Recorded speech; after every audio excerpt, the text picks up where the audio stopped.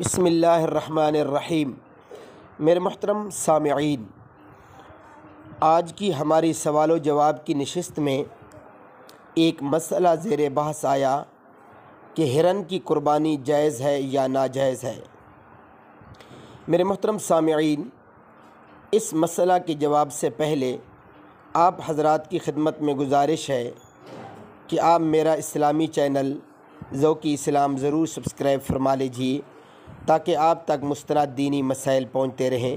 جزاکم اللہ خیرا واحسن الجزاء۔ چلتے ہیں مسئلہ کے جواب کی طرف۔ میرے محترم سامعین، ہرن حلال ہے، اس کا گوشت کھانا بھی جائز ہے، لیکن جہاں تک اس کی قربانی کا مسئلہ ہے تو اس کی قربانی جائز نہیں ہے، کیونکہ علماء کرام فرماتے ہیں کہ ہرن یہ وحشی جانور ہے اور وحشی جانوروں کی قربانی ہرگز جائز نہیں ہوتی۔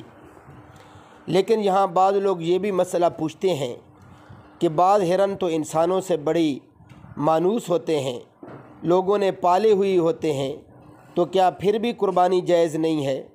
تو میرے محترم سامعین، مانوس ہونے نہ ہونے سے شرعی حکم میں کوئی فرق نہیں آئے گا۔ ہاں، ویسے اسے آپ حلال کر کے کھا سکتے ہیں لیکن قربانی نہیں کر سکتے۔ اللہ عمل کرنے کی توفیق عطا فرمائے۔ وآخر دعوانا ان الحمد للہ رب العالمین۔